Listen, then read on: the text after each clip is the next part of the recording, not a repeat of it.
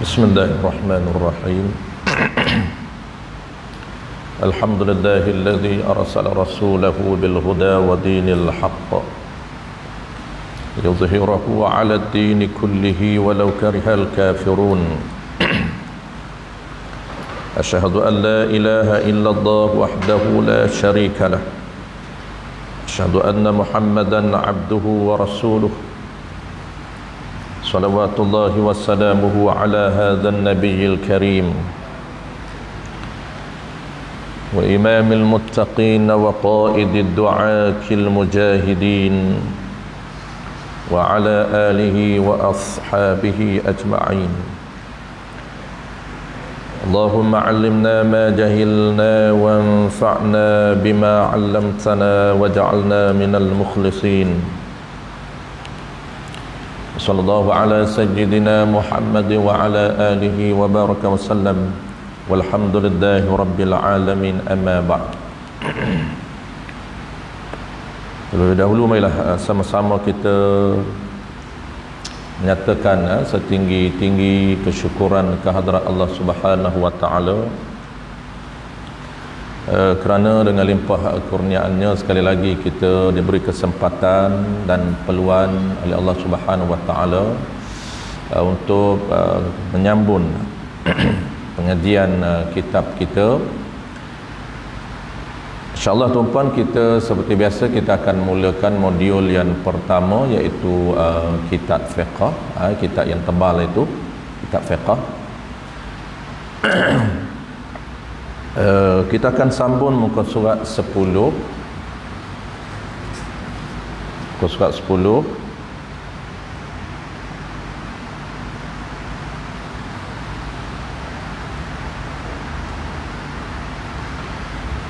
Muka surat 10 perenggan di bawah, iaitu hari ini kita akan bincang dalil wajib mengikut mana-mana mazhab satu daripada 4 mazahib yang 4.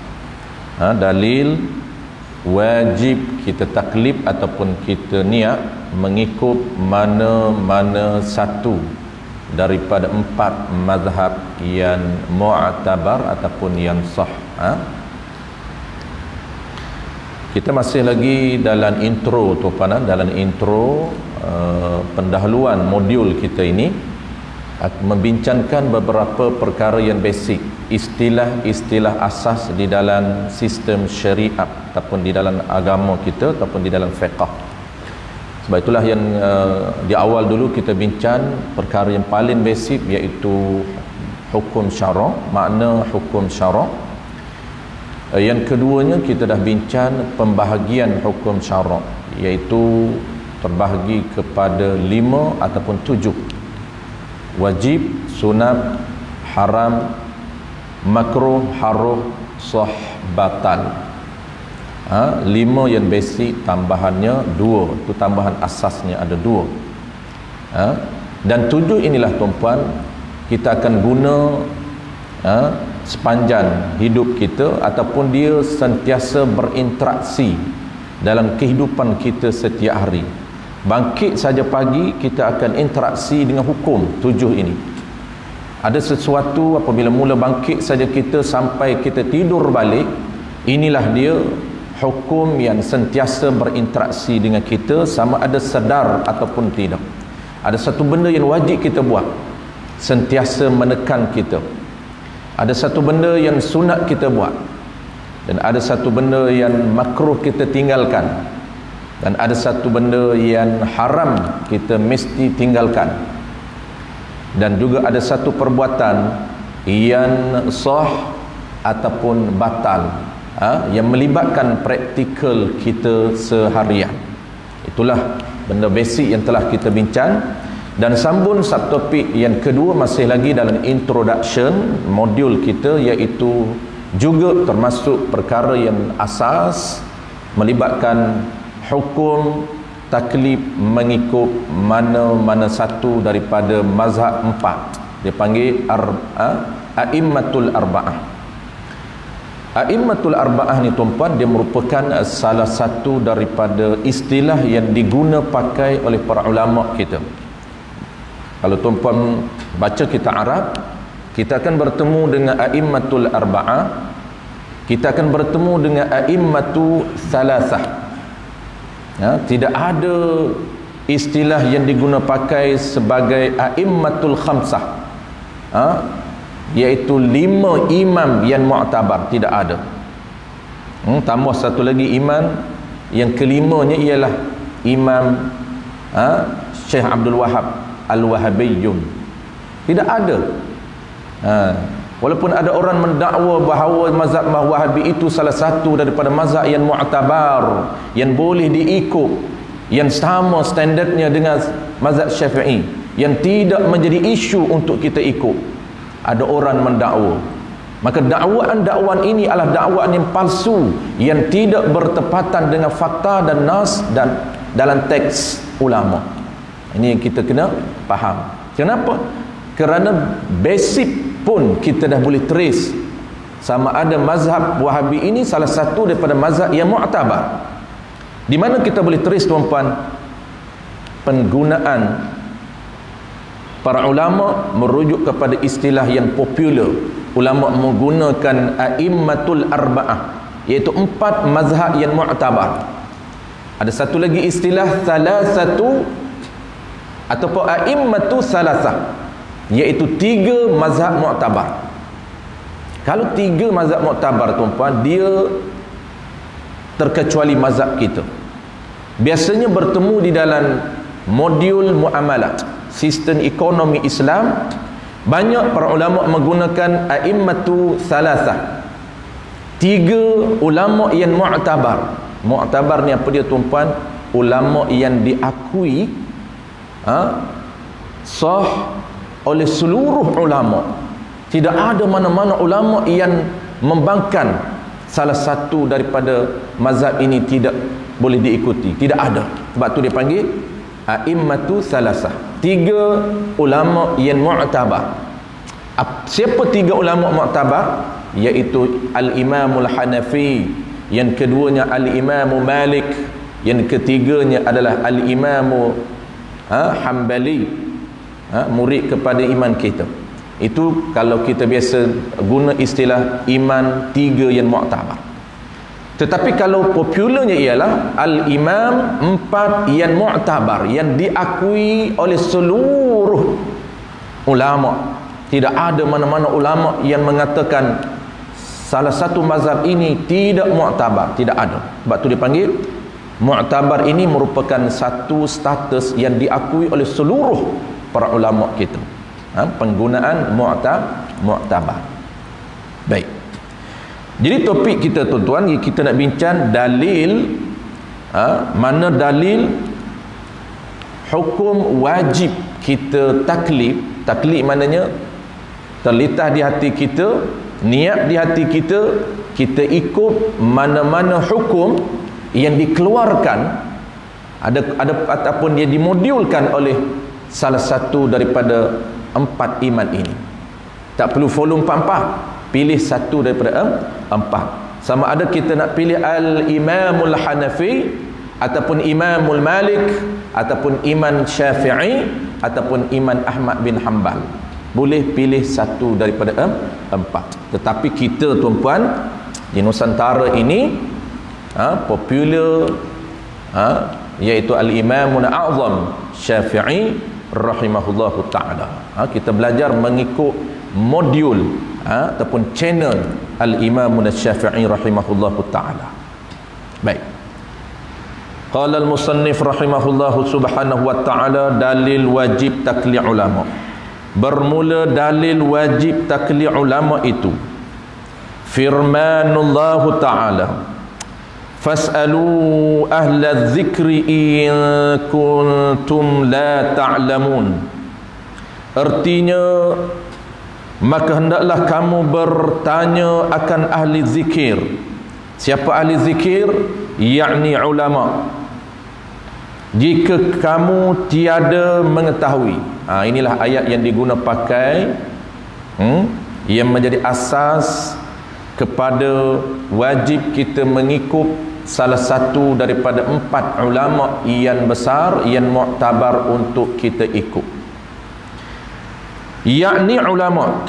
Ulama di sini tuan-puan bukan ulama di peringkat kita, tidak. Ini jangan silap faham.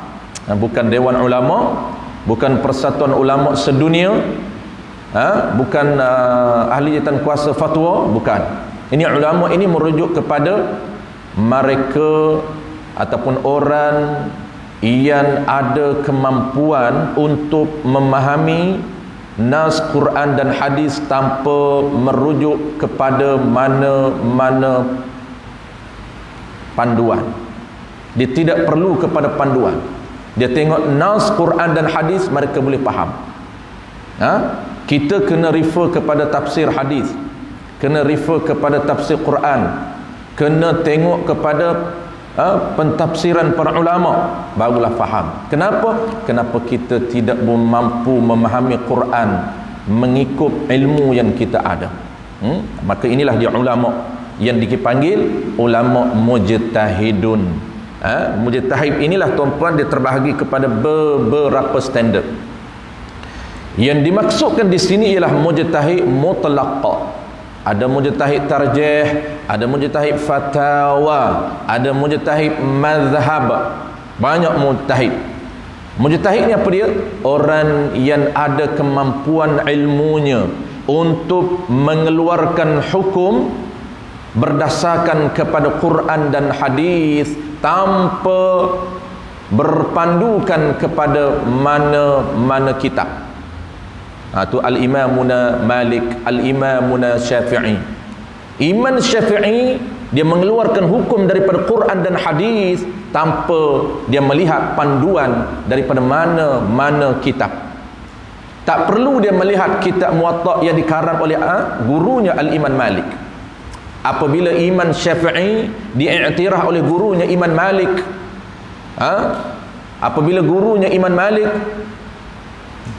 menjelaskan ataupun menyatakan kepada Imam Syafi'i, dia kata Syafi'i haram mengikut panduan ataupun hukum yang dikeluarkan oleh aku, kerana Imam Syafi'i mampu mengeluarkan hukum sendiri tanpa perlu kepada panduan Imam Malik. Imam Malik, guru dia tahu kepakaran yang dimiliki oleh Imam Syafi'i. Sebab tu Imam Syafi'i mengeluarkan hukum yang tak sama dengan gurunya Imam Malik. Sebab tu pendapat Imam Malik berbeza dengan pendapat Imam Syafi'i dari segi syariat, dari segi fiqh.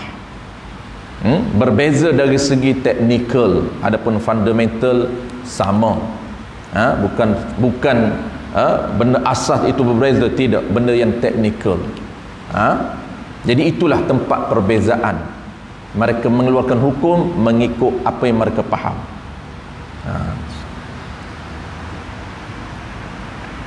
Maka hendaklah kamu bertanya akan ahli zikir, yakni ulama. Ulama mana? Ulama mujtahid. Mujtahid ni mujtahid yang mana? Mujtahid mutlaqun, mujtahid mutlaq. Kenapa dinamakan mujtahid mutlaq? Mutlaq ni maknanya bebas, tidak terikat dengan mana-mana panduan. Tu maknanya mutlaq. Mujtahid mutlaq ni tuan-puan, pada hari ini tidak ada lagi. Walaupun mujtahid mutlaq ini, orang panggil apa, ijtihad ini, ruang ijtihad tidak pernah tertutup. Boleh ijtihad, tetapi untuk mengeluarkan hukum yang tidak ada pada zaman sebelumnya, maka tidak ada lagi ruang ijtihad zaman sekarang selepas matinya Imam Ahmad bin Hanbal. Kenapa? Kerana kepakaran mereka untuk mengeluarkan hukum berpandukan kepada Quran dan hadis, tidak ada lagi kepakaran yang dimiliki oleh orang selepas zaman Imam Malik, Imam Ahmad bin Hanbal. Sebab itulah wafatnya Imam Ahmad bin Hanbal sampai hari ini semuanya kita kena memilih satu daripada empat ini channel ataupun networking, sanad sampai kepada Nabi. Pilihlah mana-mana tuan-puan, memang dia akan sampai rangkaian kita kepada Nabi kita Muhammad sallallahu alaihi wa ala alihi wasahbihi ajma'in. Baik, ulama saya tuan-puan, ulama di sini maksud dia adalah ulama mujtahid, dan mujtahid pula bukan mujtahid biasa. Mujtahid ini adalah mujtahid mutlaq. Apa makna mutlaq? Orang yang diberi kemampuan ilmunya oleh Allah Ta'ala untuk memahami Quran dan hadis sendiri tanpa berpandukan kepada orang lain. Itu mana mutlak, bebas, tidak ada keterikatan dengan orang lain walaupun dengan guru dia. Imam Malik belajar dengan Imam Hanafi, Imam Syafi'i belajar dengan Imam Malik, tapi dia tak terikat mengeluarkan hukum dengan guru dia.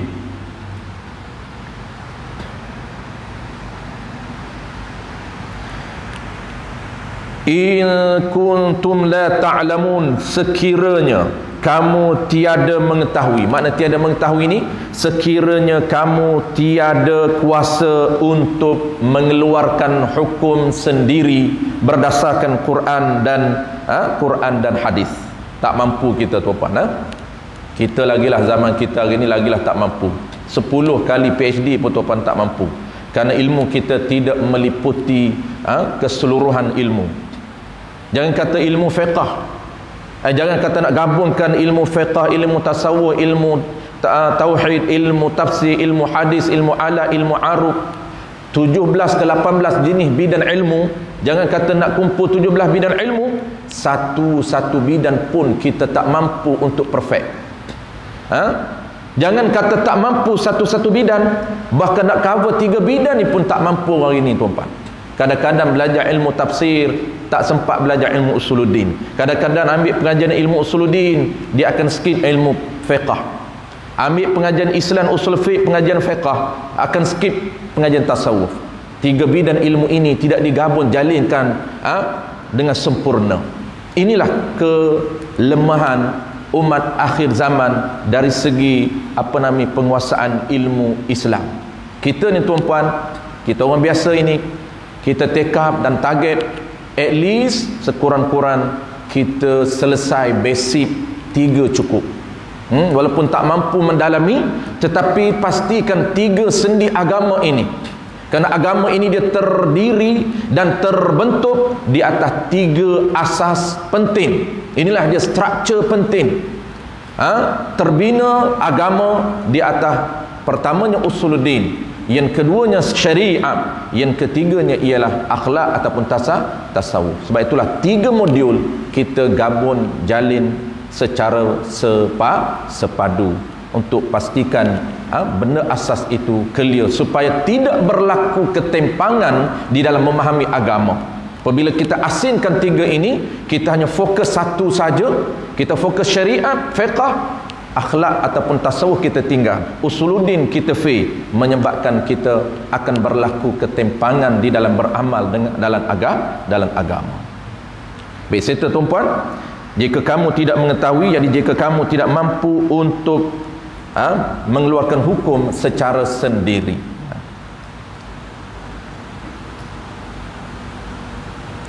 maka wajib atas kita niat taklif.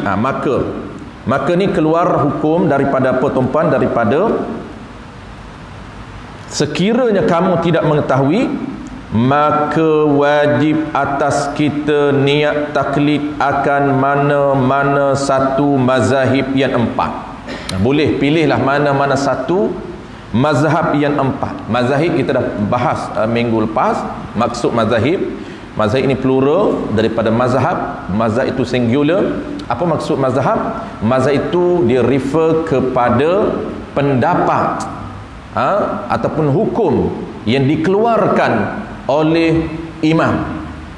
Imam ini panggilan merujuk kepada apa dia tuan-puan? Kepada orang ataupun mudah terus kita guna kepada salah satu daripada 4 orang yang mempunyai kemampuan mengeluarkan hukum. Itu dia panggil imam. Imam apa? Imam Malik, Imam Hanafi, Imam Syafi'i, Imam Ahmad bin Hanbal. Asal imam ini dia panggil ikutan. Itu mana imam? Imam ini orang yang diikuti. Tetapi dia ini bukan diikuti di dalam solat. Kalau imam solat, orang panggil orang yang diikuti di dalam sembahyang. Itu imam sembahyang. Tetapi kalau imam secara umum, Imam Malik, Imam Hanafi, Imam Syafi'i, itu dia panggil orang yang diikuti akan pendapat yang dikeluarkan oleh mereka. pendapat-pendapat mereka ini tuan-puan diikuti di seluruh dunia, maka gelar mereka ini imam. Kenapa imam? Kerana pendapat mereka diguna pakai, diikuti oleh seluruh umat Islam di dunia, terutamanya al-iman kita, iman a'zam Asy-Syafi'i rahimahullahu ta'ala. Walaupun ada khilaf dengan iman Hanafi, setengah ulama mengatakan, majoriti ulama walaupun ada khilaf mengatakan bahawa penduduk dunia yang ramai mengikut pendapat iman kita, iman Syafi'i.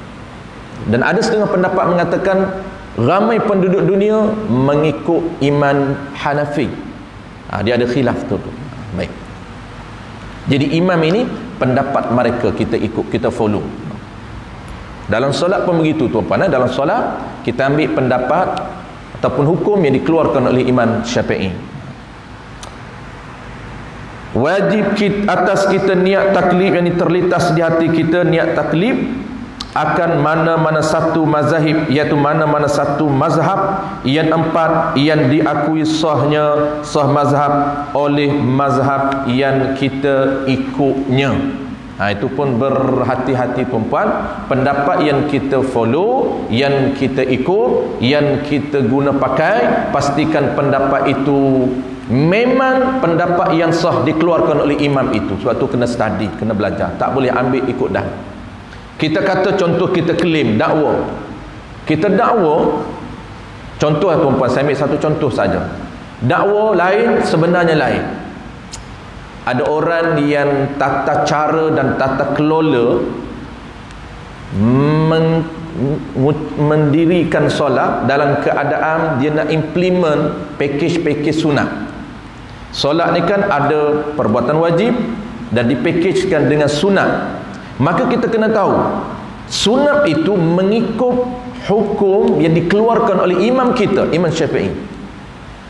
Ada orang dakwa dia memang Imam Syafi'i, sebab solat cara Imam Syafi'i, dia sangkakan yang dia buat itu Imam Syafi'i, tapi sebenarnya tidak diakui sah oleh Imam Syafi'i. Imam Syafi'i kata yang dia bukan macam tu, tapi kita sekian lama solat dalam keadaan Imam Syafi'i. Contoh paling simple, takbir, mengangkat tangan ketika mengucapkan lafaz takbiratul ihram. Mengucapkan lafaz takbiratul ihram itu wajib, itu rukun qauli, statusnya wajib, mesti kita ucap mengikut tata cara ataupun term of condition yang dikeluarkan oleh Imam Syafi'i. Ada 21 dalam kitab kita, kita akan settlekan 21 terma. Ucapan kita Allahu Akbar komplit, cukup 21 terma.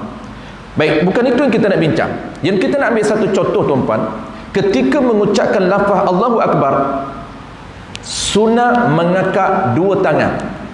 Kalau dia ada satu tangan, sunat angkat sebelah tangan. Kalau dua-dua belah tangan dia boleh angkat, sunat dia angkat dua belah tangan. Kalau satunya tak boleh angkat, ada bukan kudung tapi tak boleh angkat, ada problem, maka sunat tetap sunat angkat sebelah tangan. Kalau tangannya separuh saja ada, kudung separuh, adakah sunat angkat? Tetap sunat angkat separuh, walaupun kena tangan dia kudung, tetap sunat angkat. Melainkan kedua-dua belah tangan tak ada, baru tak sunat angkat. Kedua-dua belah tangan terpotong ataupun memang asal kejadian dia, barulah tak sunat angkat. Yang saya nak cerita tuan-puan, bagaimana cara mengangkat tangan di sisi pendapat mazhab kita Imam Syafi'i. Kita dakwa, kita buat selama ini Syafi'i, tetapi adakah diakui sah? Ini penting. Yang ulama kita kata ikut taklid itu yang diakui sah oleh mazhab yang kita ikut, mesti kena confirm. Macam mana cara nak confirm? Mesti melalui proses belajar. Jadi kaifiat saya pernah sebut sebelum daripada ini, banyak tempat dah saya pernah sebut. Secara umum dia ada dua. Sunat ni tuan-puan, sunat mengangkat tangan, pertamanya sunat, yang keduanya afdal. Jadi sunat dan mazhab Syafi'i angkat cara macam mana pun tetap dapat pahala sunat. Asalkan terangkat saja, tetap dapat pahala sunat, tapi tak dapat pahala afdal, dia berbeza. Akad separuh dapat pahala sunat, akad pertengahan dapat pahala sunat, akad terlebih pun dapat pahala sunat. Tetapi yang saya nak sebut ialah yang kedua, level afdal. Afdal di sisi Syafi'i lain, afdal di sisi Imam Malik lain, afdal di sisi Imam Hanafi lain. Inilah yang terkadang kita klaim, kita dakwa kita ikut Syafi'i, tapi rupanya kita mengikut Imam Malik, rupanya kita mengikut Imam Hanafi. Mana contoh tuan-puan?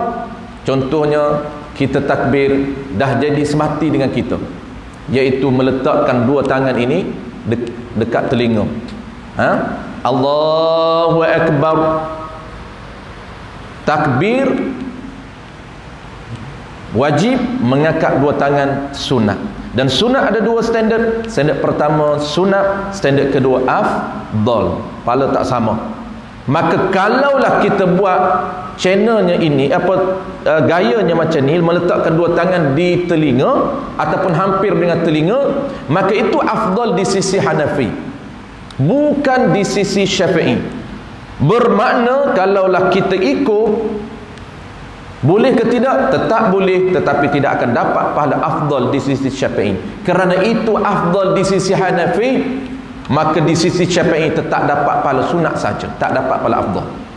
Ini penting untuk kita ikut, mesti clear pandangan mana yang kita buat itu, adakah Syafi'i ataupun Maliki, supaya tak berlaku rojak di dalam satu praktikal solat ataupun satu ibadat kita. Yang kedua, ada orang yang kedua, Allahu Akbar, itu afdal di sisi Maliki, bukan afdal di sisi Syafi'i. Allahu Akbar itu afdal di sisi Malik. Kalau kita Imam Syafi'i, taklid Imam Syafi'i, praktikalnya Imam Malik, tetap dapat pahala sunat, tak dapat pahala afdal. Nampak tak tuan-puan, perbahasan yang kita fokus bukan pada sunat, tetapi pada pahala afdal. Itu kena nampak, clearkan satu-satu kita sharing tu. Jangan kita kata, buat macam mana pun dapat pahala sunat ustaz, duk kisah apa? Memang betul. Kita fokus afdal, dia duk kisah pasal sunat. Memanglah sunat dapat. Tuan-puan buat cara Malik pun dapat pahala sunat di sisi Syafi'i. Buat afdal cara Hanafi pun dapat pahala sunat cara Syafi'i. Tetapi yang kita fokus ialah nak raih, nak create yang afdal di sisi Syafi'i. Macam mana afdal di sisi Syafi'i? Bukan soal sunat. Sunat memang dapat. Saya dah jelas di awal tadi, level sunat, standard sunat, buat macam mana rupa pun dapat. Macam mana? Allahu Akbar, dapat pahala sunat. Jadi paling penyegar. Dia kan kita semayan kan nampak sangat teruk sangat tuan-puan. Nampak sangat penyegar. Jangan bagi nampak sangat. Allahu Akbar. Ini penyegar sangat. Naik sikit, elok sikit. Allahu Akbar. Elok sikit. Lebih sikit. Allahu Akbar. Tu. Terlebih. Ni. Allahu Akbar. Tu terlebih pula. Buat macam mana pun dapat. Dapat apa? Pahala sunat. Tetapi yang kita nak, kita ahli ini, orang mengaji ni, dia akan target yang terbaik. Kenapa? Kerana kita nak jana pahala yang terbaik, bukan pahala biasa. Kita orang yang belajar ni tuan-puan, kita nak tahu strategi untuk jana income lebih. Itu beza orang biasa dengan orang yang luar biasa. Biasa peniaga-peniaga biasa dengan jutawan, dia beza, minded dia beza, action dia beza. Kenapa? Kerana mereka ada strategi, mereka ada teknik-teknik yang mereka sentiasa improve untuk pastikan target mereka tercapai. Ini orang yang sentiasa mencari strategi dan teknik untuk jana income. Bersama konsep dia kita dengan kita dalam agama. Setiap hari tuan-puan pastikan ada peningkatan dalam aktiviti agama supaya pahala kita ada peningkatan. Baik, sebenarnya tuan-puan, afdal di sisi kita. Ini kita kena claim di sisi kita. Afdal Syafi'i ni tuan-puan, kita akan belajar di kitab ni. Kitab Matla'ul Badrain ada disebut, Wishahul Afrah ada disebut, kita I'anatul Talibin jelas sebut, dan kita Al-Baijuri Ibn Qasim jelas. Semua kitab dia jelas. Macam mana? Iaitu kita ini lelaki tuan-puan, sekejap lagi perempuan, lelaki jangan follow perempuan, dia tak boleh follow lelaki, makruh. Perempuan kalau dia follow lelaki makruh, tak dapat pahala. Kalau lelaki juga dia follow perempuan juga makruh, tak dapat pahala. Yang lelaki yang afdal di sisi kita yang tuan-puan, dia menggabungkan dua hadis ini. Ini yang kata istimewanya Imam Syafi'i, dia menggabungkan dua guru dia ini menjadikan perfect di sisi dia berbeza. Macam mana? Iaitu dia samakan. Kalau Imam Syafi'i letak Imam Hanafi, ibu jari akan sentuh dengan cuping telinga. Kalau Imam Malik ini hujung jari bersamaan dengan cuping telinga, dan hujung jari bawah bersamaan dengan paras bahu. Ini afdal di sisi Imam Malik. Biasa kita buat tak tuan-puan? Ya, the majority kita buat Allahu Akbar. Imam Syafi'i tapi dia buat cara Imam Malik. Boleh ke tidak? Boleh. Tidak, tak ada masalah apa, jangan kelahi. Tapi kita fokus pada terbaik. Baik, ini Imam Malik. Allahu Akbar, ibu jari tuan-puan paras bau, dan ni hujun sama paras dengan cuping. Jadilah Allahu Akbar. Manakala imam kita Al-Imam A'zam Syafi'i, dia menggabungkan dua hadis ini. Macam mana? Iaitu dia dua ibu jari tuan-puan, dua ibu jari dia menyamai dengan dua cuping telinga. Dia angkat sedikit. Kalau Imam Malik bawah, guru dia bawah, dia angkat sedikit.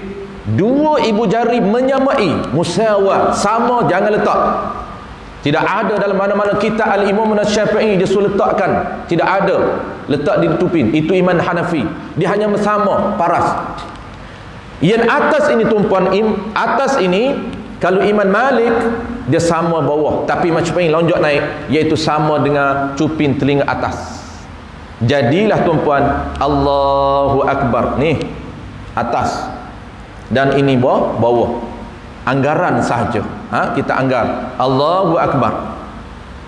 Ini pun lama tuan-puan, kena praktikal lama ni, sebab sebati dah kita nak ubah ini bukan senang. Payah tuan-puan. Memang kena latih, kena exercise balik, buat depan cermin, makan masa seminggu-minggu. Buat depan cermin elok dah, tapi time nak solat jadi Allahu Akbar, jadi ikut dah. Dia tak boleh ikut ilmu lagi. Itu tuan-puan, apabila ilmu kita ini, kita kena setting niat elok-elok. Kenapa? Kerana orang yang betul niat dia, Allah campakkan dalam hati dia kekuatan untuk beramal. Ini beza niat. Ketika kita nak implement di lapangan, ketika nak solat, Allah akan beri kekuatan, beri aware, kesedaran kepada kita. Dia tidak akan turun gopoh.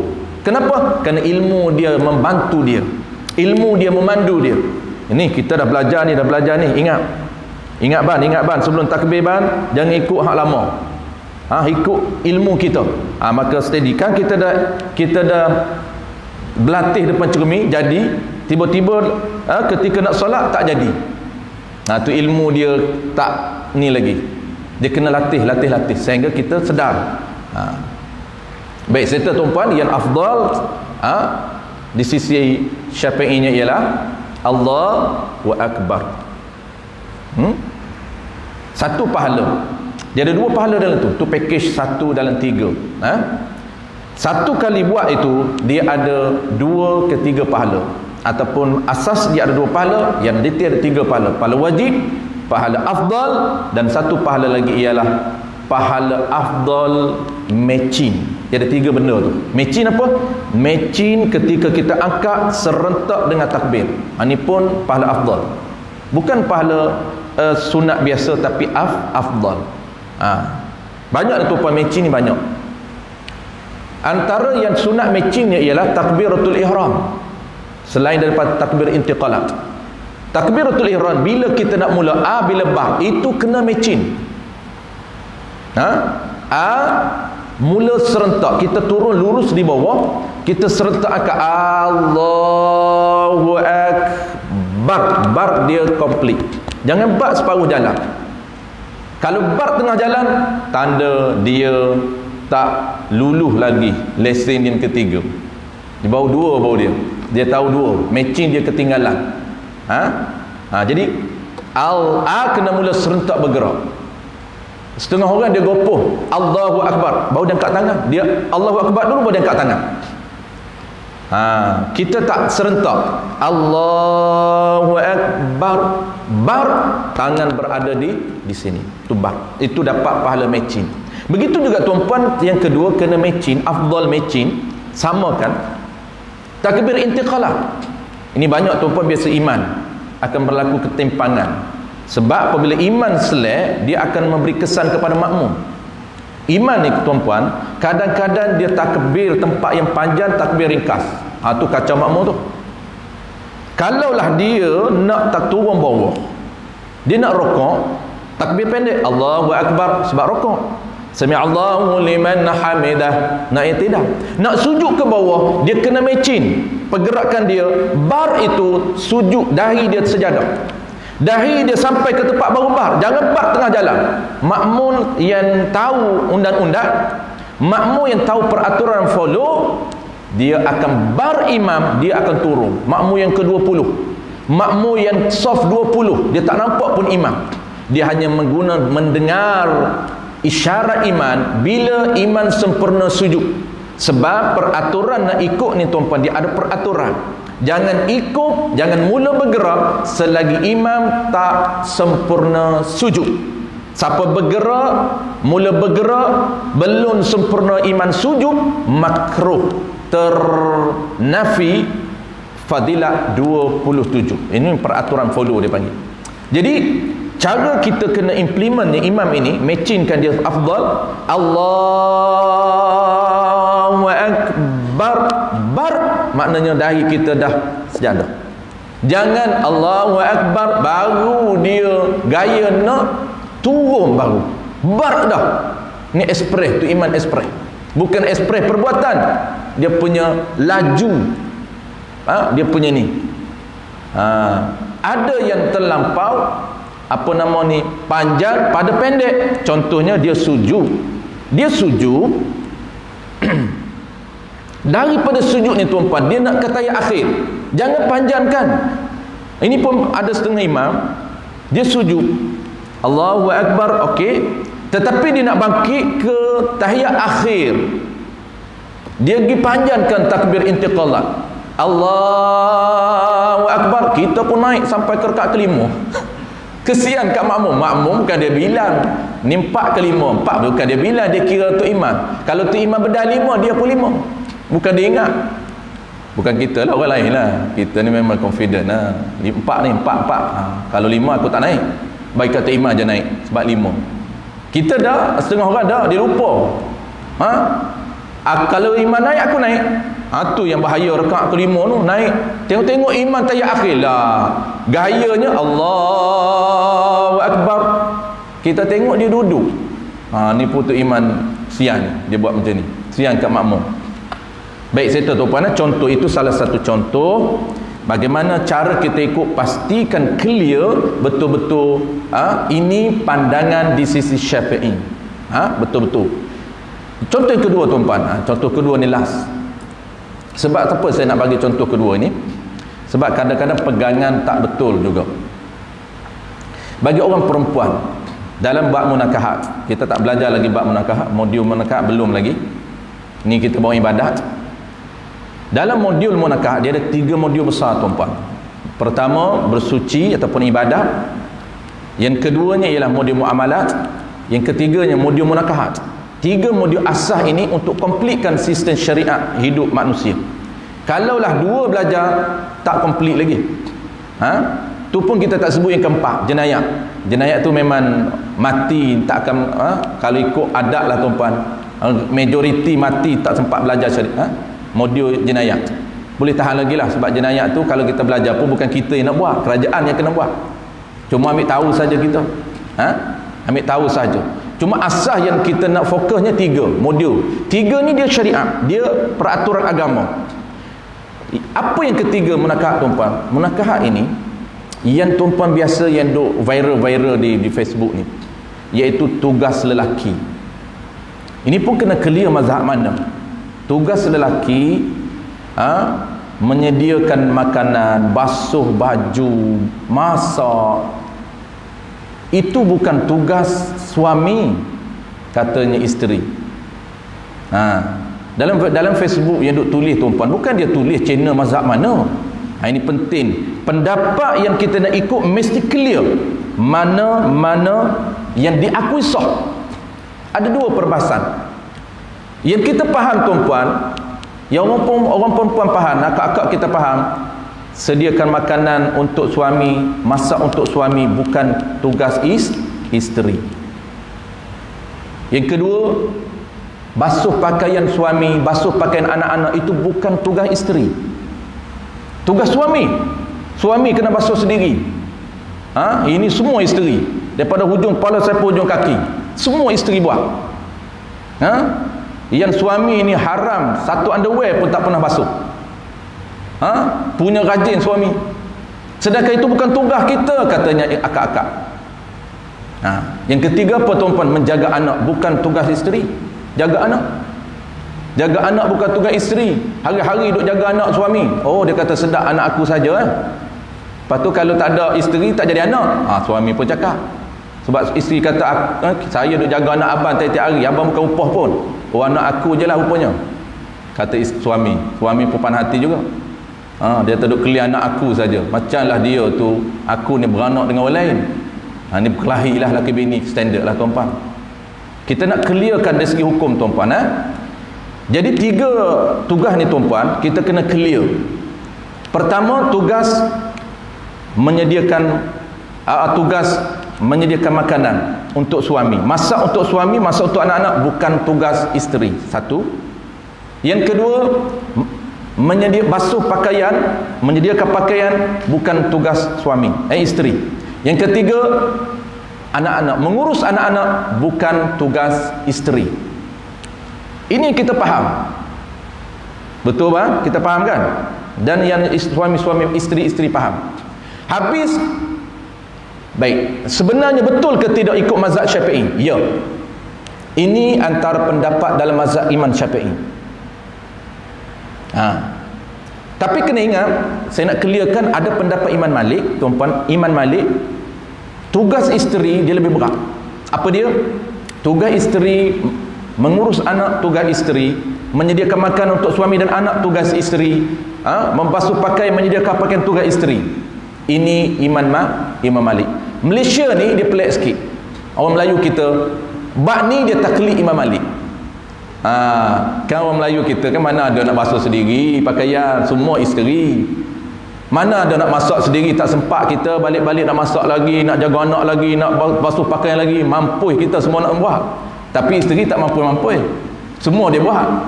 Isteri dia lah kerja lagi, balik nak kena masak lagi, balik nak kena urus anak lagi, balik nak basuh pakaian lagi. Maidnya tak ada, bibik tak ada. Tak okey je dia. Kita kalau kita buat mampu kita. Jadi di sini tuan-puan Imam Malik, kita beramal dengan Imam Malik. Kita kurang beramal dengan Imam Syafi'i. Jadi Imam Syafi'i, ya, memang itu bukan tugas isteri. Sebab itu dalam Imam Syafi'i tuan-puan, isteri ini akan dapat pahala yang besar. Dia termasuk pahala ihsan. Bukan tugas dia, tetapi pahala ihsan. Dia melakukan pahala melakukan kebaikan kepada suami dia untuk mendapat pahala yang besar. Ini besar dari sisi Imam Syafi'i. Walaupun tak wajib, tetapi dia melakukan perbuatan yang ihsan. Lepas tu Imam Syafi'i agak-agak kita lah. Apa yang tugas isteri ni? Buat basuh pakaian? Tak. Kalau sedia makan untuk suami, bukan. Suami suruh wajib lah. Ini cerita suami tak suruh apa. Suami suruh wajib, itu kita dah tahu. Balik-balik suami minta, ambil air. Suami minta buat air. Suami minta hari ni masak sup. Wajib dia masak sup, itu wajib. Ni kita kira yang tak suruh apa. Relax aja kita. Maka khidmat, dia panggil khidmat untuk suami. Semua tak wajib. Habis apa wajib? Mazhab kita, apa isteri ni, kewajipan isteri? Dia kata kewajipan isteri ialah taat kepada suami. Betul lah tu. Tapi yang paling tepatnya ialah ulama sebut Tugas isteri ni dalam mazhab kita tuan-puan, tugas dia adalah berada, sentiasa berkhidmat kepada suami dia. Maksud apa? Maksud sentiasa berada di samping suami. Kenapa sentiasa berada di samping suami? Sebab tu dia tugas masak bukan dia, tugas basuh pakaian bukan dia, mengurus anak bukan dia. Kenapa? Karena tugas dia sentiasa berada di samping suami. Batu bahasa lain, ulama menggunakan sentiasa bersedia, bersiap siaga untuk berkhidmat. Kalau suami suruh buat air, dia akan buat air. Suami suruh sediakan makanan, dia akan buat makanan untuk mendapat pahala wajib. Qala al-musannif rahimahullahu ta'ala, dan tiada harus, ini haram tuan-puan, dan haram lagi tiada sah taklid akan ulama yang lain. Ini jelas dalam kitab kita, tiada sah taklid, haram lagi tiada sah ikut akan ulama yang lain daripada mazahib yang 4. Kenapa tak sah? Kerana kita tiada tahu syarat-syarat dan rukun-rukun, cara, yakni tata cara mazahib yang lain itu. Kita nak ikut pendapat ulama lain. Contoh, kita nak ikut pendapat ulama ataupun pendapat mazhab Ibn Abbas yang saya cerita minggu lepas, yang sah berkorban dengan seekor ayam jantan. Itu mazhab Ibn Abbas. Boleh ke tidak ikut? Haram lagi tak sah ikut. Kenapa? Kerana kita tak tahu peraturan dan tata cara sah berkorban dengan seekor ayam jantan. Kenapa? Kerana tidak ada modul sampai kepada kita. Ulama ataupun murid Ibn Abbas, dia tidak tadwin, dia tidak modulkan kitab sehingga sampai kepada kita. Yang sampai kepada kita 4 saja tuan-puan. 4 iman ini kesemuanya ada kitab, ada modul yang boleh kita refer sebagai panduan. Sebab tu tak boleh ikut, kerana kita tiada ketahui syarat-syarat dan rukun-rukun cara, yang tata cara mazahib yang lain itu. Kerana ni dia panggil illah. Sebab kenapa kita tak tahu syarat dan rukun? Dia panggil illah, tiada ketahui syarat dan rukun. Kenapa kita tak tahu tata cara, peraturan, rukun dan syarat? Kerana mereka tiada mengarang kitab-kitab yang boleh kita berpegang dengan dengan kitab. Tidak ada sampai kepada kita mana-mana kitab. Baik, yang kedua tuan-puan, nas yang kedua, kita akan break 10-30 minit, 10.30. Baik, yang kedua, qala al-musannif rahimahullahu ta'ala, ini hujah yang kedua. Hujah yang pertama, nas daripada Quran, wajib ikut mazhab, fas'alu ahla dzikri in kuntum la ta'lamun. Itu dalil pertama. Dalil yang kedua, wajib ikut mazhab, dan tersebut di dalam Tanwirul Qulub dan dalam kitab I'anatul Talibin juga disebut nas ini, ataupun disebut dalil ini, teks para ulama. Disebut dalam kitab Tanwirul Qulub halaman 396, muka surat 396 dalam kitab Tanwirul Qulub. Dan yang kitab yang kedua disebut dalam kitab I'anatul Talibin dalam tajuk salat jamaah dan qasar. Salat jamaah, salat jamak dan qasar, dia akan sebut apa dia? Faman adda ibadatan mukhtalifan fi sihhatiha min ghairi taqlidim lil qaili biha lazimahu i'adatuha. Artinya, maka barang siapa mengerja ibadat, yakni melakukan ibadat yang bersalahan ulama pada sahnya. Maksud apa? Yang ada khilaf di kalangan ulama pada sah atau batal. Dia buat satu ibadat yang ada khilaf di kalangan para ulama pada sah ataupun batal. Barang siapa mengerja ibadat yang ada khilaf di kalangan ulama pada sahnya, daripada tiada taklid bagi mazhab yang mengatakan sah, dia ikut pandangan yang bukan pandangan ulama yang mengatakan sah. Satu-satu isu ni ada khilaf. Ada ulama kata sah, ada ulama kata tak sah. Tetapi dia ikut pandangan ulama yang mengatakan tak sah. Ini kesal, bahaya. Nascaya wajib ulannya sesiapa yang mengerjakan ibadat yang ada khilaf di kalangan para ulama pada sah, daripada tiada taklid, dia tak taklid pun mazhab yang mengatakan sah, nascaya wajib ulang. Apa isu dia tuan-puan? Macam mana praktikal sebenar? Isu ni tuan-puan, kita ambil tengok ada bagi contoh. Dia bagi contoh tak? Bagi kita baca je contoh dia. Nascaya wajib ulang, tak sah status ibadat kita dan wajib kita qada balik. Mana contoh dia? Seperti mengambil wuduk, ia basuh sekalian muka serta niatnya, niat ambil wuduk, dan basuh dua tangan dan sapu air sedikit jua. Dia sapu air sedikit sahaja pada kepala. Tengok tata cara mengambil wuduk mengikut channel Imam Syafi'i. Dia nak bagi gambaran kepada kita bagaimana cara kita praktik satu-satu ibadat dengan mencampur adukkan pendapat mazhab lain. Mana dia contoh? Dan dia basuh dua tangan dan sapu air sedikit jua, sedikit sahaja pada kepala. Cara sapu air sedikit ni tuan-puan, ini di sisi Syafi'i. Tata cara di sisi Syafi'i dia berbeza cara mengambil wuduk.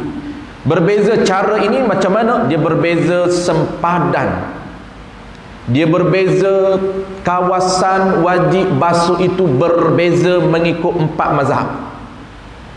Bukan berbeza pada anggota, tidak, tetapi berbeza pada kawasan wajib basuh pada satu-satu anggota. Adapun semua sepakat 4 anggota ini. Muka, tangan hingga siku, kepala, kaki, itu anggota wajib pada wuduk, semua sepakat. Tetapi yang berbezanya ialah pada satu-satu wuduk, border, ada border wajib, ada kawasan wajib, ada kawasan sunat, dan ada kawasan afdal. Ada 3 standard pahala yang kita akan dapat. Apabila kita ada ilmu, kita akan dapat jana 3 level pahala. Satu, kita basuh muka tuan-puan, satu praktis kita, satu praktikal kita, kita akan dapat 3 pahala. Pahala wajib, pahala sunat, dan pahala afdal. Tetapi dia berbeza 3 mazhab. Mana? Dan sapu air itu di sisi Syafi'i.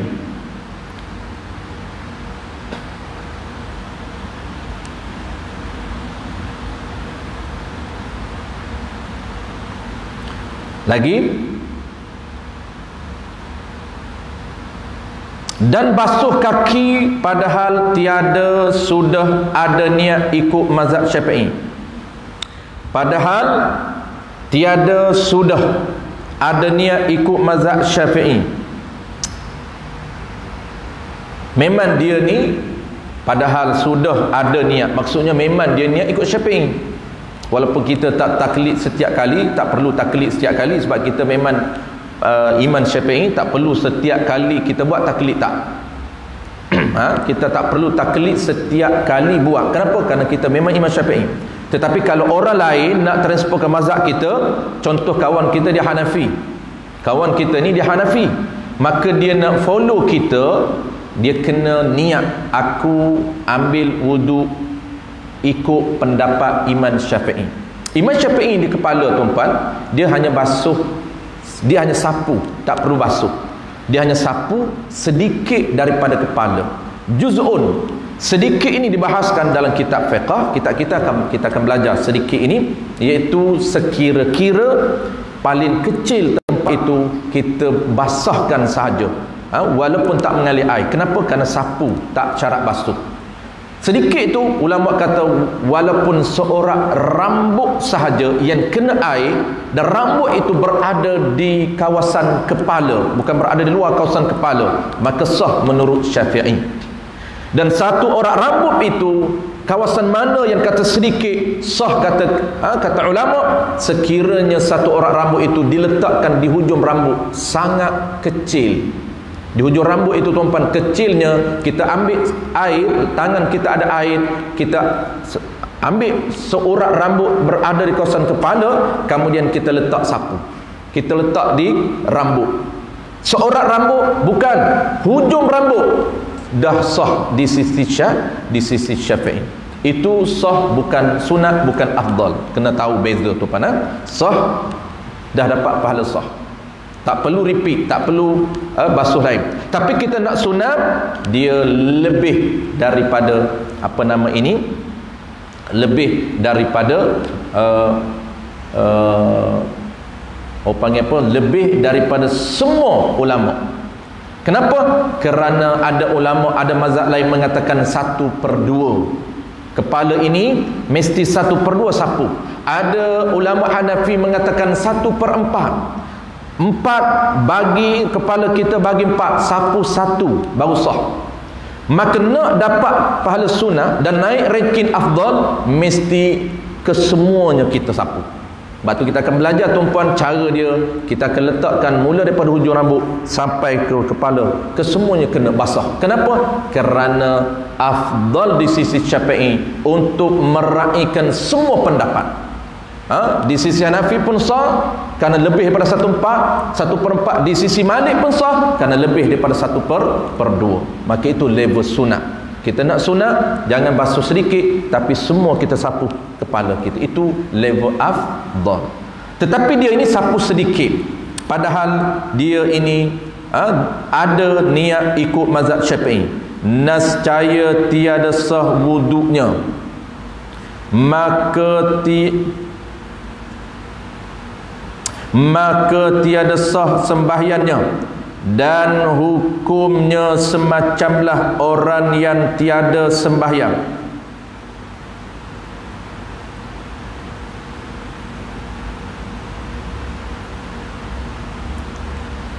Dan hukumnya semacamlah orang yang tiada sembahyang, walaupun 100 tahun sembahyang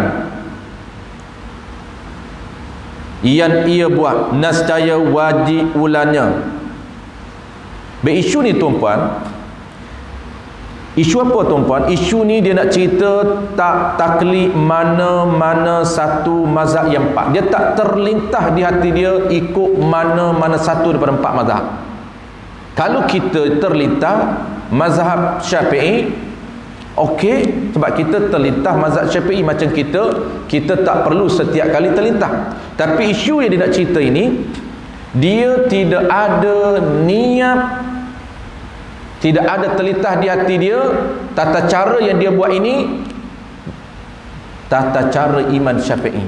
Sedangkan dia buat itu peraturan iman Syafi'i, cuma dia tak terlintah di hati dia ikut iman Syafi'i.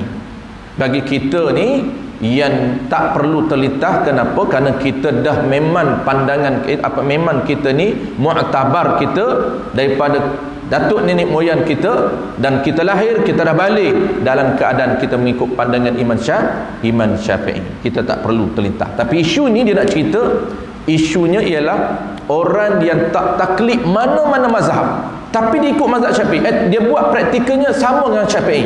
Adakah sah? Jawab dia tak sah. Kenapa? Kerana dia tak terlintah di hati dia ikut mana-mana satu daripada 4 mazhab, walaupun dia tak rojakkan.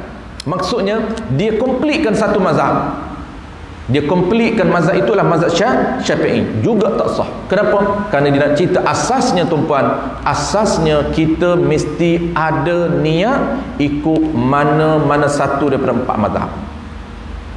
Baik, settle. Jadi isu ini dia tak relate dengan kita sebab kita tak perlu niat. Jangan tuan-puan kata, "Oi, aku selama ni tak pernah niat ambil wuduk cara Syafi'i." Tak pernah sebelum ambil wuduk tu sahaja aku mengambil wuduk ikut Imam Syafi'i. Tak ada. Lepas tu tak sah. Kita tak apa lah, memang kita dah daripada turun-temurun iman Syafi'i. Melainkan kita nak bertukar ke channel lain, kena niat. Contoh tuan-puan hari ni, tuan-puan nak solat iman Hanafi, tuan-puan belajar cara iman Hanafi dengan mana-mana guru. Lalu hari ni Zuhur, sekejap lagi tuan-puan nak praktikal Zuhur cara iman Hanafi. Bacaannya, syarat rukun, syarat sah rukun dia tak sama. Ingat, ambil wuduk cara Hanafi. Ketika tuan-puan nak ambil wuduk, sebelum ambil wuduk mesti terlintas di hati, aku ni wuduk ini cara Hanafi. Kalaulah komplit cara Hanafi tapi tak terlintas pun Hanafi, sedangkan kita Syafi'i, tak sah sembahyang cara Hanafi. Kenapa? Kerana kita ambil wuduk itu tak terlintas cara Hanafi, tak sah. Itu isu yang dia nak cerita.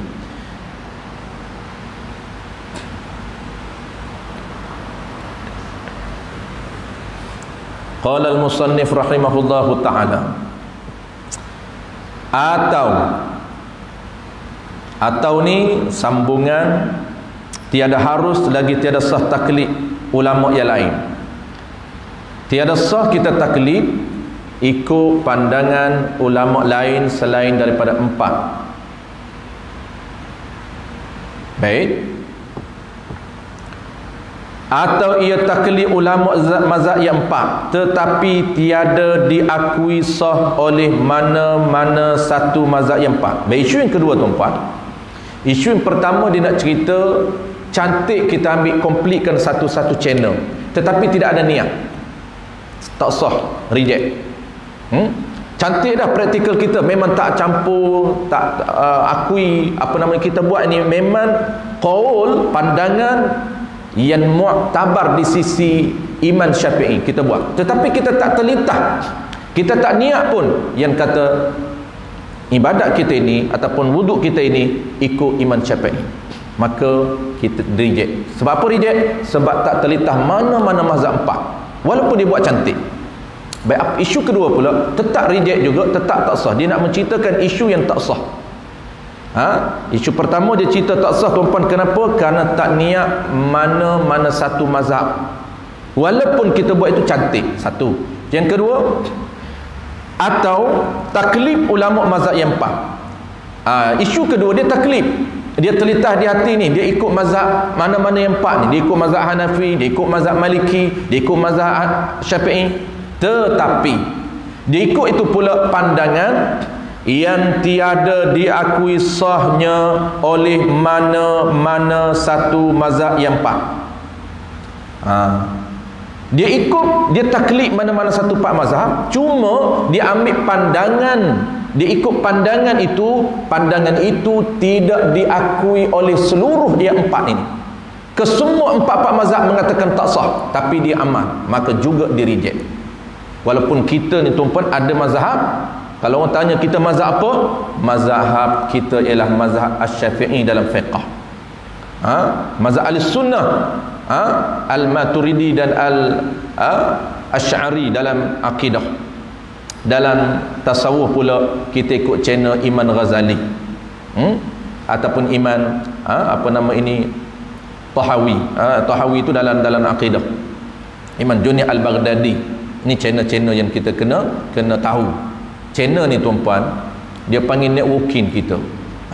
Apabila sampai kepada Imam Ghazali, tasawuf kita tak perlu tanya adakah Imam Ghazali ni networking dia sampai kepada Nabi, tidak, tak perlu tanya. Jelas. Sebab tu kalau orang tanya kita, amalan kita yang kita dah buat ini, panduannya ataupun daripada modul yang digubal, yang disusun oleh siapa? Oleh Imam Ghazali. Tasawuf kita, maka settle. Networking Imam Ghazali, rangkaian ilmunya sampai kepada Nabi. Kalau orang tanya kita di dalam akidah ni sistem kepercayaan kepada konsep ketuhanan, kita ambil modul siapa? Kata pada Nabi. Sedap kita jawab. Tak pernah bertemu dengan Nabi pun dia sedap terus dia jawab. Ini cara Nabi. Akidah cara Nabi. Kita tanya dia akidah cara Nabi macam mana? Qul huwallahu ahad. Lagi Allahus samad. Lagi lam yalid wa lam yulad. Lagi wa lam yakul lahu kufuwan ahad. Itulah dia tahu, surah Ikhlas je dia tahu. Maka kita bukan boleh guna direct Nabi. Memanglah kabel tu kabel Nabi, tapi kita guna modul. Sebab orang yang nak susun, nak faham cara Nabi ni, mesti orang yang pakar, yang menyusun modul. Kita tak boleh nak faham direct terus, tak boleh. Maka kita akan jawab, kalau saya ahli akidah ahli sunnah wal jamaah, saya guna modul iman Asy'ari dengan iman Maturidi. Jelas? Jelas tuan-puan, jangan tak jelas. Sebab ini networking kita, kena jelas. Kalau tak jelas, tanda pahaman dia tak jelas. Sebab tak tahu modul mana dia follow. Tak jelas. Yang ketiga, kalau orang tanya tuan-puan, fiqh kita, fiqh ni sistem peraturan 4 tadi. Peraturan dalam ibadat, peraturan dalam muamalah, peraturan dalam munakahat, dan peraturan dalam jenayah. Peraturan ini kita ikut modul mana? Modul yang disusun oleh Imam Syafi'i. Maka settle tuan-puan, insya-Allah selamat kita sampai ke destinasi.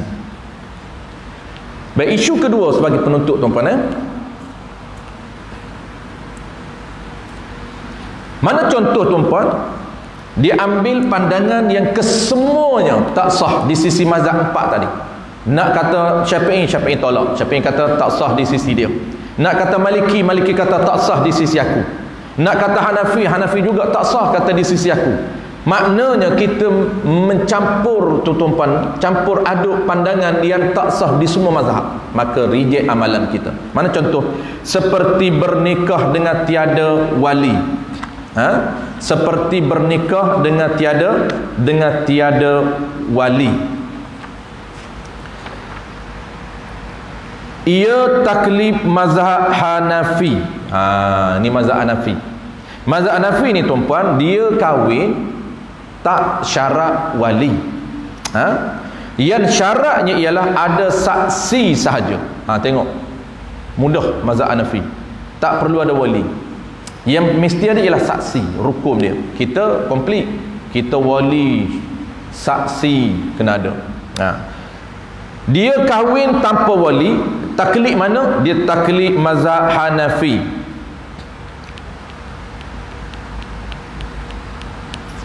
Dalam bab munakahat kita akan belajar tuan-tuan. Bab munakahat ada satu isu, kalau perempuan itu rasyidah, dia boleh angkat diri dia sendiri. Ini isu di sisi Hanafi. Dia pelik lah, sebab bukan channel kita. Channel kita pun pelik. Kalau kita tak belajar apa-apa, tak belajar rasa pelik lah. Ini di sisi channel orang lain. Mazhab Hanafi ni tuan-tuan, dia kalau dia ada isu yang tak perlu wali, iaitu perempuan itu mesti rasyidah. Kalau perempuan itu rasyidah, maknanya perempuan yang cerdik, dia boleh akad dirinya sendiri tanpa wali, tanpa perlu kepada wali.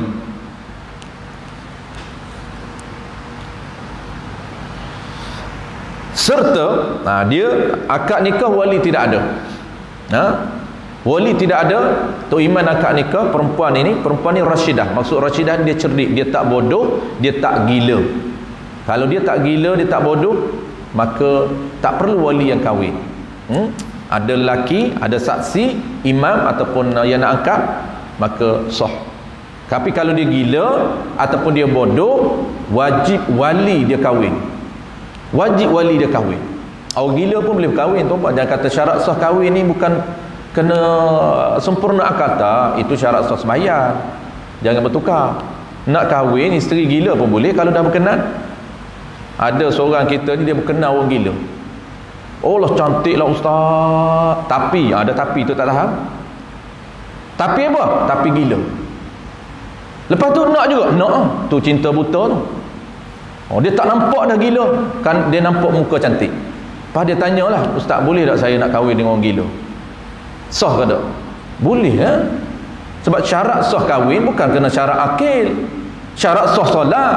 Kalau nak sembahyang kena isteri dia gila, kena isteri dia sah, kena isteri dia tak gila. Cuma isu dia adalah cuma dia kena pandai lah. Apabila isteri dia gila, dia haid, nak mandi wajib. Selagi tak mandi wajib, tak boleh jima, haram jima. Isteri dia gila, haid, lepas kering darah haid, isteri dia tak mandi wajib. Haram kata dia jima isteri yang tak mandi wajib walaupun isteri gila. Semua akan kita belajar dalam kitab kita. Ini special kitab kita ni, isu-isu yang kecil pun dia akan bawa kepada kita. Lepas tu macam mana? Lepas tak jima sampai bila-bila, dia kata dah gila mandi bukan boleh. Orang gila sah mandi, mana buat sah? Sebab niat mesti orang yang sempurna akal. Kalau orang gila niat, tak sah niat dia. Sebab itulah sembahyang dia tak sah kerana niat orang gila tak sah. Mandi wajib tak sah kerana niat dia tak sah. Inilah special issue yang kita akan belajar. Sah lelaki ini, suami ini tolong niat untuk isteri dia dan tolong mandikan isteri dia dan tolong niat. Aku angkat hadas besar bagi isteri aku kerana Allah Ta'ala. Mandi isteri dia, jiwa isteri dia, barulah dia boleh jima. Kenapa? Untuk mengharuskan dia wati isteri dia. Baik, settle tuan-tuan. Itu bukan itu yang kita nak fokus. Yang kita nak fokusnya ialah kalau orang gila wajib wali angkat. Tetapi dia kahwin mudah, dia tak nak payah-payah tuan-tuan. Dia kahwin tak ada tu wali pun boleh kahwin. Kenapa orang tanya? Dia kata saya ikut mazhab Hanafi. Settle satu. Yang kedua, serta tiada ada saksi. Orang tanya saksi mana? Dia kata saya tidak ada saksi. Kenapa? Ia taklid mazhab Maliki. Mazhab Maliki tuan-puan tak wajib ada saksi, wajib ada wali.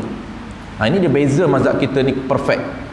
Mazhab kita menggabungkan dua, wajib ada wali, wajib ada saksi. Tetapi Hanafi tak wajib ada wali, wajib ada saksi. Maliki wajib ada wali, tak wajib ada saksi. Nampak tak? Dia ambil yang mudah. Orang tanya mana wali? Saya tak ada wali. Kenapa? Saya ikut mazhab Hanafi. Mana saksi? Saya tidak ada saksi ustaz. Kenapa? Kerana saya ikut mazhab Maliki. Dua-dua tak ada. Yang bawa isteri dia je pergi jumpa Tok Imam. Pening Tok Imam. Tok Imam tanya mana wali? Tak ada wali, Mam. Kenapa? Tak perlu wali, Mam. Saya orang Hanafi. Saksi? Tak perlu saksi, Mam. Kenapa? Saya orang Maliki. Lagi apa yang tak ada lagi? Maka tiada sah nikahnya. Nikah seseorang itu tak sah. Kenapa tak sah? Kerana dia menggabungkan dua. Sebab satu pandangan itu semua ulama kata tak sah. Kenapa? Kerana wali tidak ada. Apabila wali tidak ada, ulama yang mengatakan sahnya ialah Hanafi. Baik, kenapa Hanafi tak boleh claim dia sah? Kerana dia saksi tidak ada. Wali tidak ada, okey, tapi saksinya tidak ada, tak boleh claim Hanafi. Ini yang kita kata mana-mana mazhab semua kata tak sah. Maliki pula kita tengok Maliki. Boleh tak dia claim Maliki? Maliki mesti ada saksi. Sedangkan dia juga tidak ada saksi. Dua dah reject. Baik nak claim satu lagi, Syafi'i boleh? Lagi reject awal Syafi'i. Sebab dua-dua. Syafi'i wali wajib, saksi wajib. Maka kesemuanya mazhab tidak mengakui sah, maka tidak sah perkahwinan mereka, di-reject. Atau ia taklid mazhab yang lain daripada mazhab 4. Baik, kita berhenti kat depan tuan-tuan, muka surat 12 tu kita akan berhenti kat situ. Ataupun kita ada 5 minit lagi untuk kita break. Ataupun ia taklid mazhab yang lain daripada mazhab yang 4, seperti kaum muda yang berkata harus taklid mana-mana ulama, sama ada mazhab yang 4 atau lainnya, seperti bernikah dengan tiada wali dan tiada saksi, ia taklid mazhab Daud Al-Zahiri. Baik tuan-puan, ini tidak berlaku di negeri kita, tetapi berlaku di setengah negeri yang lain. Isu yang ketiga, dia ada 3 isu tuan-puan, kita nak tutup dengan isu yang ketiga. Isu pertama beres, isu kedua pun dah beres, isu ketiga juga di-reject amalan dia. Kenapa? Kerana kalau isu pertama dan isu kedua tuan-puan, dia clear 4 mazhab. Tetapi isu pertama dia tak taklid. Isu kedua dia taklid, mana dia taklid 4 mazhab, cuma dia pilih yang mudah dan kesemua mazhab 4 reject, tak mengakui. Isu yang ketiga ni tuan-puan, dia taklid tetapi taklid mazhab lain daripada 4. Ini bahaya.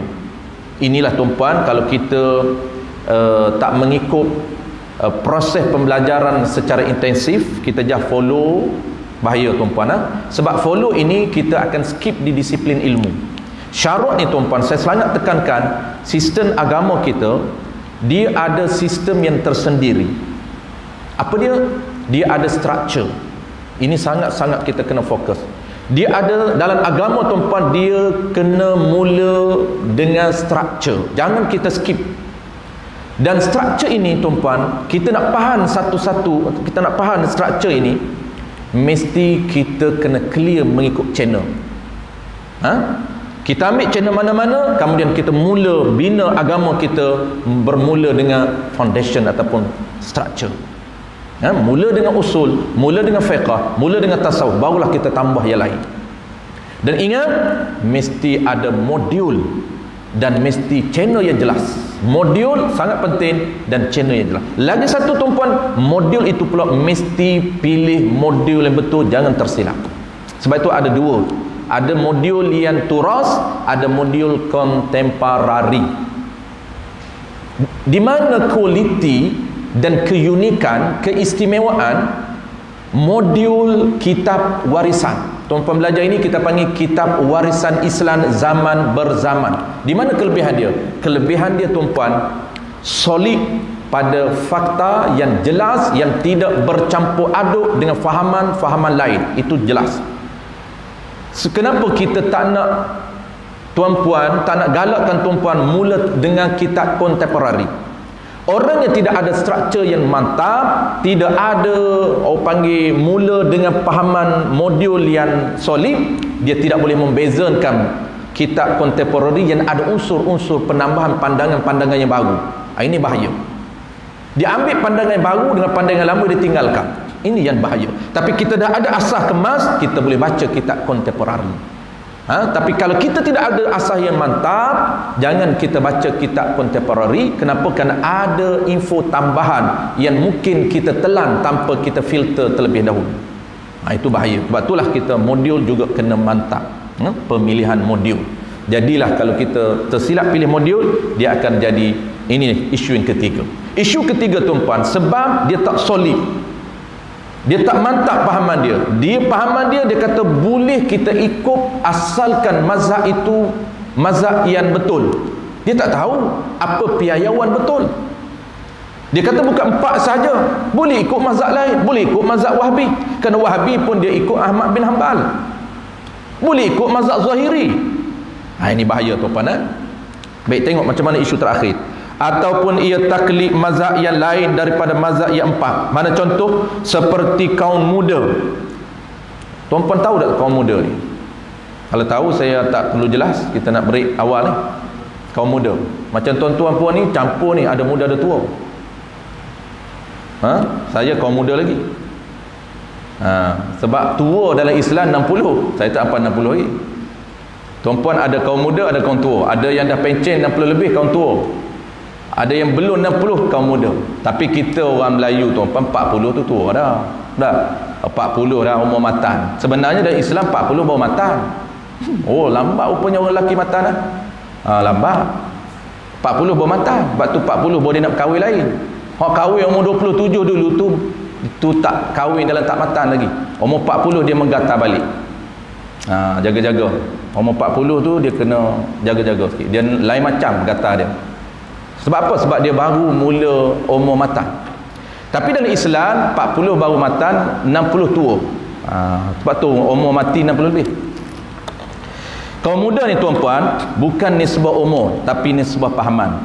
Iaitu orang yang berpegang kepada nas Quran dan hadis tanpa merujuk kepada mana-mana mazhab empat.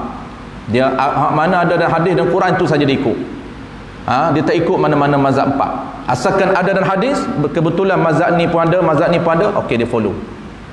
Itu dia panggil, tuan-puan biasa dengar, solat cara Nabi. Ini bahaya. Solat cara Nabi nampak memang cantik tuan-puan, tetapi dia mencampur adukkan solat itu, mengumpulkan hadis-hadis Nabi tanpa mengikut channel. Sedangkan hadis itu diambil daripada imam-imam muktabar. Kalau betul dia nak ikut cara Nabi, kena ambil direct daripada sahabat Nabi. Jangan ambil daripada channel ni. Kita ni tuan-puan, Imam Syafi'i ni seolah-olah dia ni lautan hadis. Kita ni dapat hadis ni semua bersumberkan daripada iman kita Syafi'i. Mana boleh kita kata tak nak ikut Syafi'i, terus langkau ikut sahabat Nabi. Tak boleh. Semua hadis-hadis Nabi akan melalui networking, rangkaian mereka berempat ini. Merangkaian Imam Malik, iman kita, Imam Syafi'i. Sebab Imam Ahmad memang dia murid Imam Syafi'i, sebab tu kita tak sebut Imam Ahmad. Imam Syafi'i ini murid kepada Imam Malik. Dan Imam Malik pula rangkaian dengan Imam Hanafi. Dan Imam Malik dia sempat belajar dengan sahabat Nabi. Sebab itulah Imam Malik rangkaian dia sampai kepada sahabat. Begitu juga Imam Hanafi, bapaknya belajar dengan sahabat Nabi. Jadi rangkaian kita ikut Imam Syafi'i tuan sampai kepada sahabat Nabi. Walaupun kita tak ambil dengan sahabat Nabi. Sebab itulah orang yang sembahyang menggabungkan beberapa hadis ini, bahayanya ialah tuan, dia tak mengikut mana-mana channel, asalkan ada hadis dia follow. Ini bahaya. Baik, apa yang dia ikut tuan-tuan? Kaum muda yang berkata harus taklid mana-mana ulama, sama ada mazhab yang 4 atau lainnya. Boleh ikut selain daripada mazhab 4. Mana contoh? Seperti bernikah dengan tiada wali dan tiada saksi, ia taklid mazhab Daud Az-Zahiri. Daud Az-Zahiri ni tuan-tuan, kenapa panggil Az-Zahiri? Ini sebab kepada dia dia mengambil kepahaman dia berdasarkan nas yang zahir, teks yang zahir, tanpa dia memahami secara yang tersurat ataupun yang tersirat. Dia hanya tengok yang tersurat saja, yang tersirat dia tak faham, dia tak ambil. Tu kalaulah dia kata, kalaulah Allah Ta'ala sebut turun wa yanzilullahu fiha li ghurubi syamsi ila sama'id dunya, maka dia akan faham Allah turun ke langit dunia pada malam nisfu Syaban. Kenapa? Kerana zahirnya teks zahir Nabi menyebut Allah turun, nuzul, turun. Baik, ini makna zahir. Maka iaitu haram lagi tiada sah nikahnya.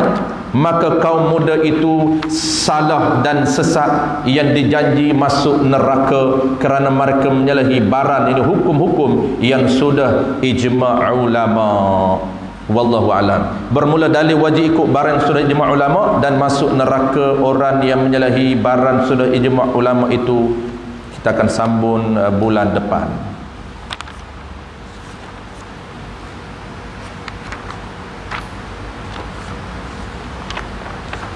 InsyaAllah tuan-tuan, kita beri lebih kurang 30 minit.